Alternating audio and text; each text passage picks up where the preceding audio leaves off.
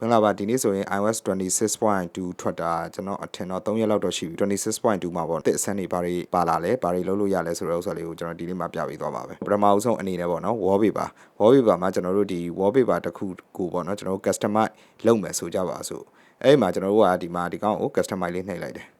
နှိပ်ပြီးသွားပြီဆိုရင်ကျွန်တော်တို့ဒီတစ်ခေါက်မှာပါရလာလဲဆိုတော့နာရီရပါတော့ glass အနေနဲ့သုံးမလားဒါမှမဟုတ်ကျွန်တော်တို့နည်းနည်းလေးခက်နောက်လေးနဲ့သုံးမလားဆိုတော့ adjustment လုပ်တဲ့ဘားလေးကျွန်တော်တို့ပေါ်လာတယ်ပေါ့နော် transparency ကိုသူကအတိုးချက်လုပ်လို့ရမယ်ဒါဆိုရင်နောက်သွားမယ်နည်းနည်းလေးဒီလိုမျိုးဆိုရင်ဒါကြည်သွားမယ်ပေါ့နော်ပို့ပြီးတော့ဖန်ရဲ့ဟို effect ကိုပို့ပြီးတော့ရစေတယ်ပေါ့နော်အဲ့လိုမျိုးရမယ်နောက်ပြဒီကောင်ကကျတော့ဒါအတိုးချေကျွန်တော်တို့လုပ်လို့ရတယ်ပေါ့အဲ့တော့ကျွန်တော်တို့ဒီလိုမျိုးလှုပ်ထားပြီးတော့ကောင်ကိုကြည်အောင်လှုပ်ထားမယ်ဆိုရင်ဖန်ချက်လေးကဒီ screen ပေါ်မှာကတ်နေတဲ့အတိုင်းပဲပေါ့ခင်ဗျားတို့လှုပ်ကြည့်ပေါ့တော်လေးလာတယ်ဒီကောင်လေးကဒါလေးပါလာတယ်ပေါ့နောက်တစ်ခုကပါလဲဆိုတော့ကျွန်တော်တို့ iMessage ပေါ့နော် iMessage ကတော့ဒါ iPhone သမားတိုင်းသုံးကြတယ်ပေါ့တော့ဒီမှာဆိုရင်ကျွန်တော်တို့ဘာတွေထူးခြားလာလဲဆိုတော့ဒီ iMessage မှာကျွန်တော်တို့ပြောထားတဲ့အရာတွေမှန်သမျှပေါ့နော်ကျွန်တော်တို့ဒီမှာကြည့်တဲ့အခါမှာပေါ့နော်ကျွန်တော်တို့ဒီလိုအတိုးချက်လေးတွေနဲ့ကျွန်တော်တို့ကြည့်လို့ရသွားပြီရင်တော့ဆိုရင်ဒါကျွန်တော်တို့အဲ့လိုမျိုးကြည့်လို့မရဘူးဒီမှာဆိုရင်ကျွန်တော်တို့ဒီလိုဟိုအတိုးချက်လေးနဲ့ကျွန်တော်တို့ adjustment လုပ်ပြီးတော့ကြည့်လို့ရတယ်ပုံများတယ်ဆိုရင်ဒီထက်ပိုပြီးထပ်ပြီးတော့သေးလိုက်လို့ရတယ်ကျွန်တော်တို့ဒီ photo gallery မှာအသေးအကြီးလုပ်တယ်လို့မျိုးပဲကျွန်တော်တို့ဒီနေရာမှာ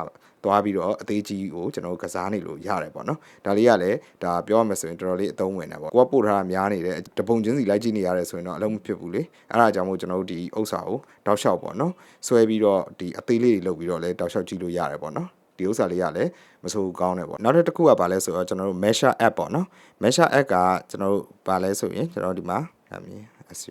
Measure app မှာဆိုရင်ကျွန်တော်တို့ပုံမှန်ဆိုရင်ပေါ့နော်ဒီ label ထဲသွားလိုက်မယ်ဆိုရင်ကျွန်တော်တို့ဒီဥစ္စာကိုဟိုညှိတဲ့အခါမှာပေါ့ဆက်ဝိုင်းကအမဲနဲ့အဖြူနဲ့အဲ့လိုမျိုးပဲတွေ့ရတယ်ပေါ့နော်အခုကဒီမှာဒီကို liquid နဲ့လောက်ထားတယ်ပေါ့နော် liquid ဥစ္စာလေးကျွန်တော်တို့ဖြစ်သွားတယ်ပေါ့နော်ဒါလေးကဒါဒီ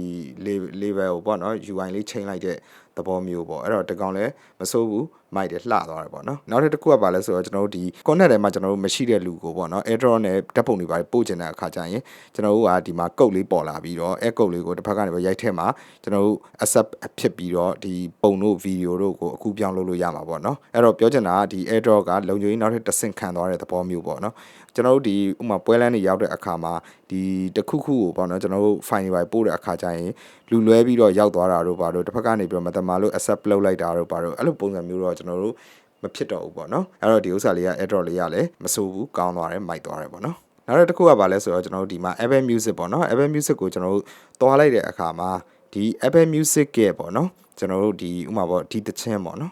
်ဒီတချင်းကိုကျွန်တော်ဖွင့်ပြမယ်ဒီတချင်းကိုကျွန်တော်ဖွင့်လိုက်တယ်ဆိုကြပါစို့အဲ့ဒီမှာဆိုဒီမှာ lyrics ပေါ်လာတယ်ပေါ့နော် lyrics ရှိတယ်ဒါပေမဲ့အဲ့ဒါကိုပေါ့နော်ကျွန်တော်တို့ကဒီမှာဒီ internet ကိုကျွန်တော်တို့ကပိတ်လိုက်တဲ့အခါဆိုရင်ပုံမှန်ဆို lyrics ကပျောက်သွားတယ်ပေါ့နော်ပထမ version မှာတော့ပေါ့နော်ဒါပေမဲ့အခုဆိုရင် lyrics ကမပြောက်တော့ဘဲနဲ့ဆက်ပြီးတော့ရှိနေတဲ့သဘောမျိုးပေါ့နော်နောက်တစ်ခုကကြတော့ကျွန်တော်တို့ဒီ reminder ပေါ့နော် reminder မှာကျွန်တော်တို့တစ်ခုခုကိုဒီ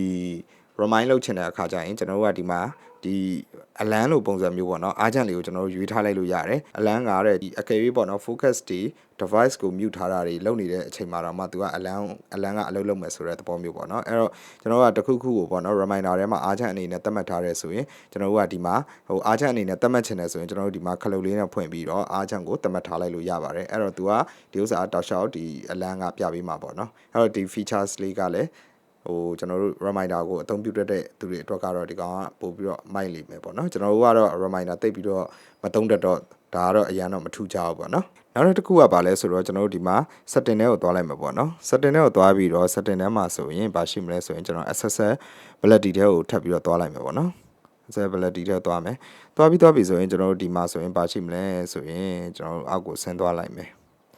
Audio and feature ဆိုတာရှိတယ်ပေါ့နော်အဲ့ဒီမှာကျွန်တော်ဟိုအောက်ကိုဆင်းလိုက်မယ်ဆိုရင် flash for alarm ဆိုတာရှိတယ်ပေါ့နော် flash for alarm ကဘာအလုပ်လုပ်လဲဆိုရင်ကျွန်တော်တို့ဒီဥစ္စာလေးကိုတစ်ချက်နှိပ်လိုက်မယ်နှိပ်လိုက်တဲ့အခါမှာကျွန်တော်ပုံမှန်ဆိုရင်ပေါ့နော်ဒီမှာဒီ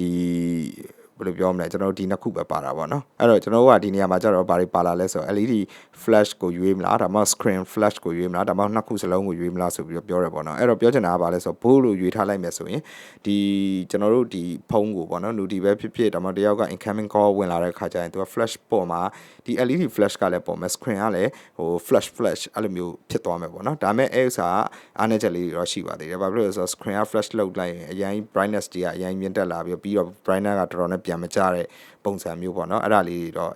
error လေးတော့တွေ့နေရသေးတယ်ပေါ့နော်အဲ့တော့ဒီကောင်ကတော့နောက်ပိုင်းတော့အဆင်ပြေလာနိုင်ခြေရှိတယ်ပေါ့နော်အဲ့တော့ဒီကောင်ကလည်းမစိုးဘူးကျွန်တော်တို့ဒီဥမာအတန်တိတ်ပြီးတော့ကျွန်တော်တို့ဖုံးလာတာကိုလည်းမလွတ်ချင်တဲ့သူတွေဆိုရင်တော့ကျွန်တော်တို့မှောက်ထားလိုက်လို့ဆိုပြီးတော့ flash ကမပေါ်တဲ့ပြဿနာကတော့ကြုံမှာမဟုတ်တော့ဘူးကျွန်တော်တို့ဒီတိုင်း print ကိုပေါ့နော်အပေါ်မှာထားပြီးတော့လုပ်နေမယ်ဆိုလဲအောက်က flash မ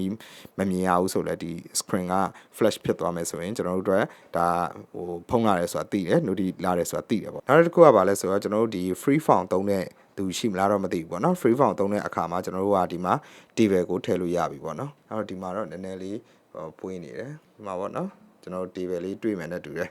အဲ့ဒါကို table လေးကိုကျွန်တော်တို့ကဒီမှာဒီ attach လုပ်တဲ့ icon လေးနဲ့ပေါ့နော်အဲဒီကနေပေါ့ကျွန်တော်တို့က table ကိုဒီလိုမျိုးလေးရွေးလိုက်လို့ရတယ်ရွေးပြီးတော့နောက်တစ်ခုကဘာဖြစ်လဲဆိုတော့ဒီမှာထူးခြားတာလေးက plus လေးနှိပ်လိုက်မယ်ဆိုအလွယ်တကူဒီမှာဒီ table လေးတွေကိုကျွန်တော်တို့က row တွေထပ်တိုးလို့ရတယ်ပေါ့နော်အဲ့လိုမျိုးပဲကျွန်တော်တို့ကဒီမှာ column တွေလည်းထပ်တိုးခြင်းထပ်တိုးလို့ရတယ်ပေါ့ဗျာအဲ့တော့နောက်ပြီးကြတော့ဒီဥစ္စာကိုဒီ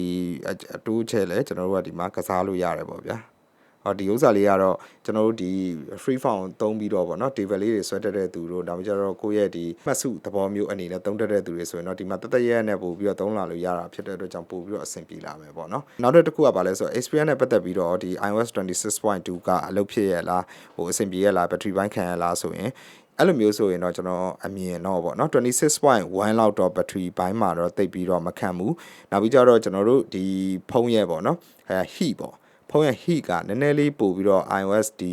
26.2 မှာနည်းနည်းလေးပိုများတယ်လို့ခံစားရတယ်ဒါကလည်းတင်တာတိတ်မကြသေးလို့လည်းဖြစ်နိုင်တယ်ပေါ့နော်တပတ်လောက်ကြာတဲ့အခါကျရင်တော့ဒီ